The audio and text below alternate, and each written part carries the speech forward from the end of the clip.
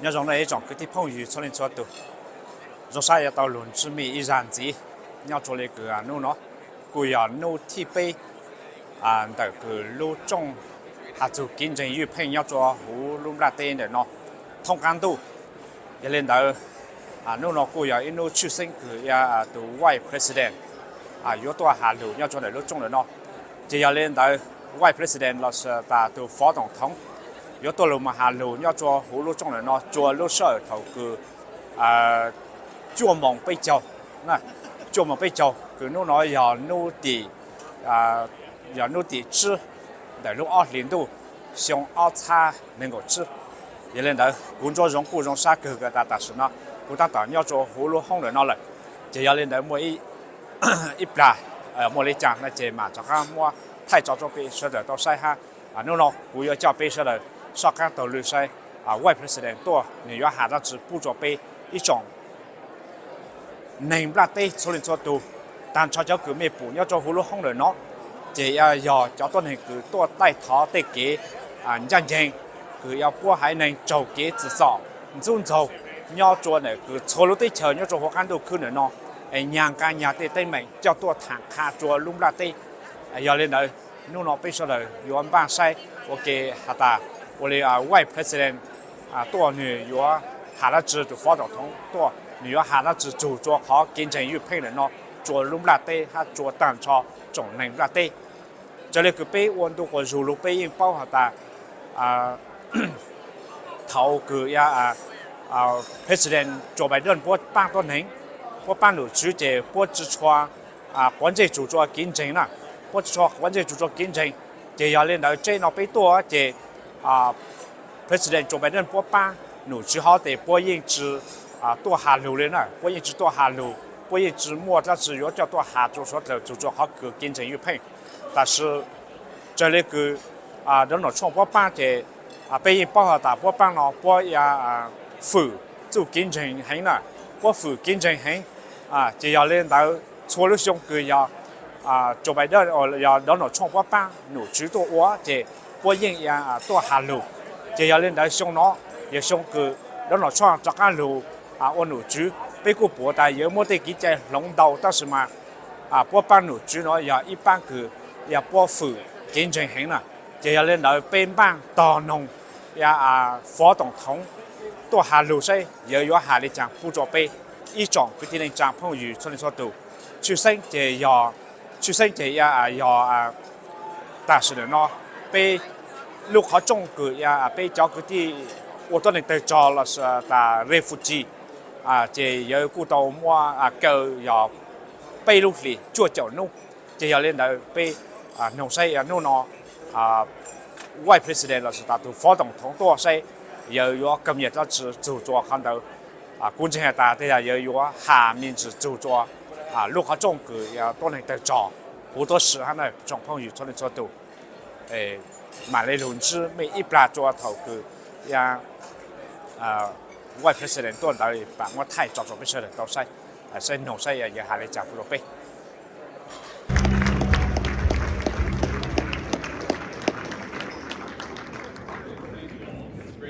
It's great to be here this morning, and I hope you guys are having a successful conference. I will say there is a certain irony in speaking on the topic of religious liberty because my 7-year-old who is not in school today was forced to come to work with his dad and feels that his liberties are being threatened at this very moment. So he's backstage, probably not watching the speech, hopefully watching cartoons, but I appreciate you all having me. And I want to give a special note of thanks, of course, to Ambassador Sam Brownback, my dear friend, to Katrina Lantos Sweat, Peter Burns, and other faith leaders, government officials, and of course many survivors of religious persecution. Thank you all for convening and participating in this summit, which is on a topic whose importance unfortunately grows with each passing moment, and hopefully our new administration can help.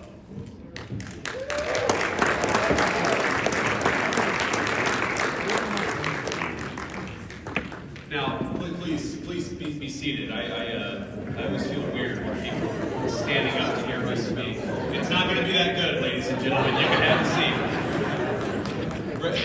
Religious freedom, of course, is the freedom to practice one's own faith and act according to one's own conscience. And it's, of course, the bedrock of civil society in the United States of America and across the world. We know in America faith nurtures our communities. At home and abroad, it fosters a love for one's neighbors, it inspires generosity and service, it calls us to treat one another with dignity, to lift up those in need, and to build nations grounded in moral principle. In America, our founding fathers rightly recognized this, listing freedom of religion first among the liberties enshrined in our great Constitution. Before he was elected president, John Adams, who was the first vice president, might add, observed that politicians, quote, may plan and speculate for liberty, but it is religion and morality alone which can establish the principles upon which freedom can securely stand.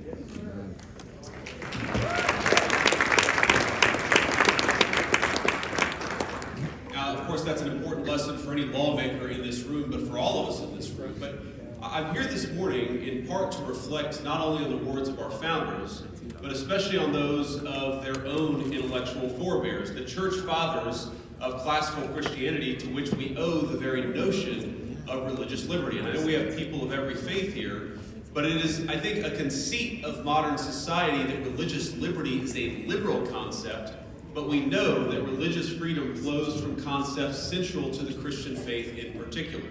the free will of human beings and the essential dignity of all peoples. We find its foundational tenets in the Gospels themselves, with Christ's famous instruction to render unto Caesar that which is Caesar's, and unto God that which is God's. Early Christians, of course, suffered greatly, and unfortunately, many Christians still suffer today at the hands of oppressive state power.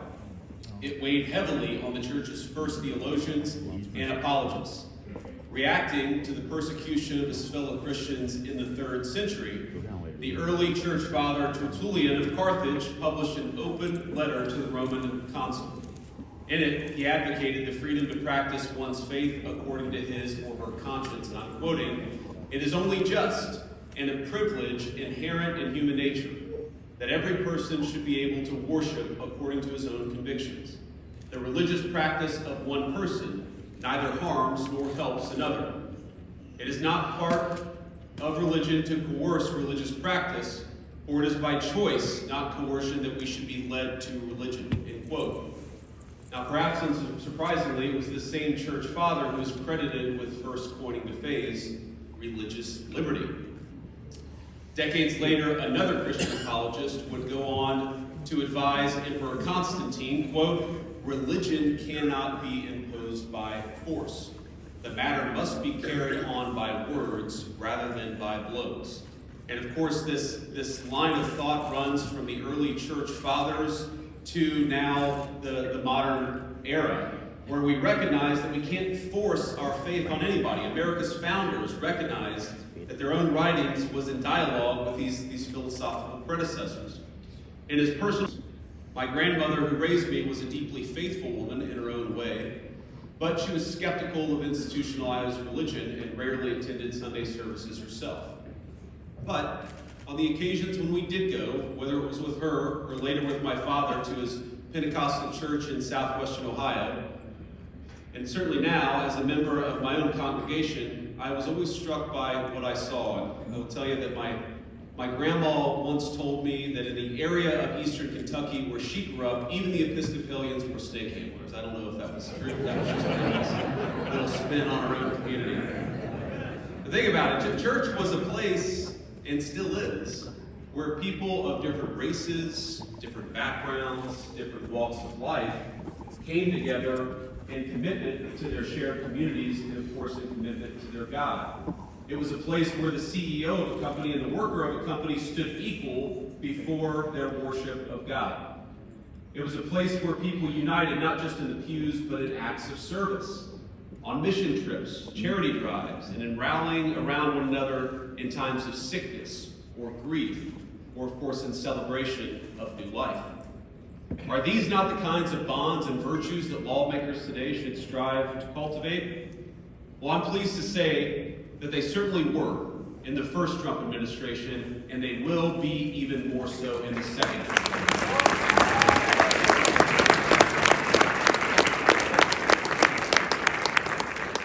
Now, in his first term, President Trump centered the cause of advancing religious freedom in his foreign policy. In China, across Europe, and throughout Africa and the Middle East, the first Trump administration took critical steps to protect the rights of the faithful, whether that was by rescuing pastors who were persecuted by foreign regimes, or bringing relief to the Yazidis, Christians, and other faith communities facing genocidal terror from ISIS. And in his domestic policy, President Trump's first term brought a new high watermark for religious Americans. He took decisive action to defend religious liberty, combat anti-Semitism, and preserve the conscience rights of hospital workers and faith-based ministries as they provided care to their fellow Americans, and to remove barriers for religious organizations and businesses to contract with the federal government. You shouldn't have to leave your faith at the door of your people's government, and under President Trump's leadership, you won't have to.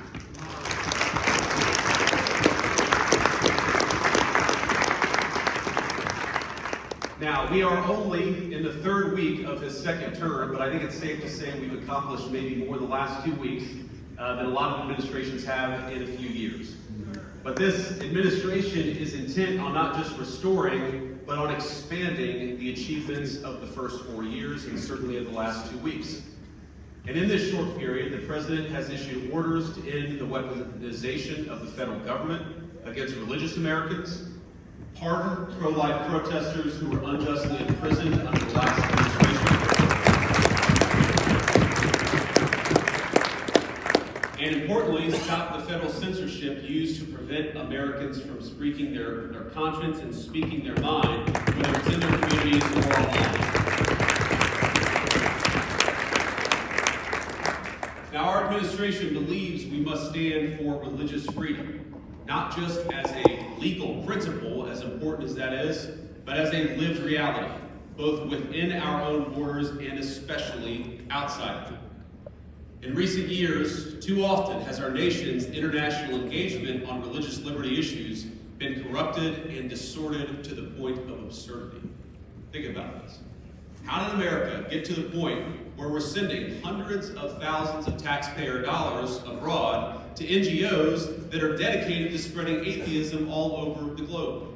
That is not what leadership on protecting the rights of the faithful looks like. And it ends with this administration.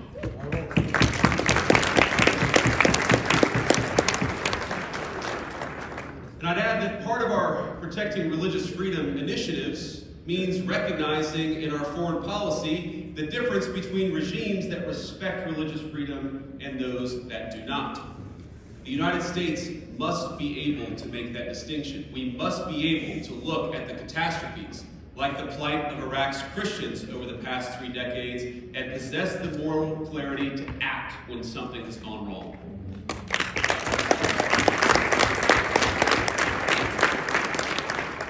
Now, this administration stands ready to do so, and thankfully, President Trump chose to nominate as Secretary of State one of my dear friends, and I believe one of the great living champions of religious liberty across the globe, a person whose dedication to religious liberty flows from his faith in the same way that mine does. And of course, that's our great Secretary of State, Marco Rubio.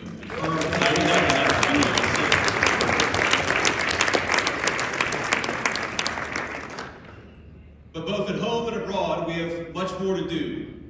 to more fully secure religious liberty for all people of faith. I am grateful for the painstaking work that everyone in this room has poured into that effort. I pray that together we will be able to better protect the dignity of all peoples, as well as the rights of all believers to practice their faith according to the dictates of their conscience. So thank you all for your work in preserving religious liberty.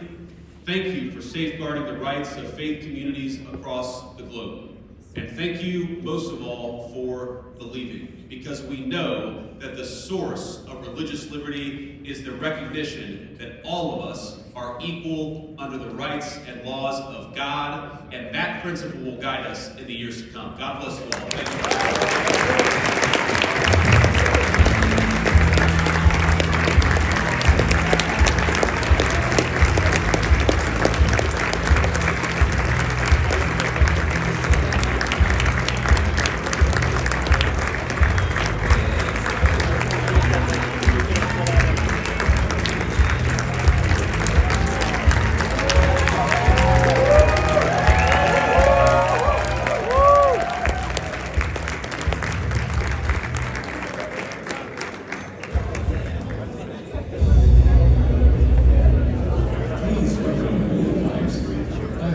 and founder of the J.P., Ray Wilson.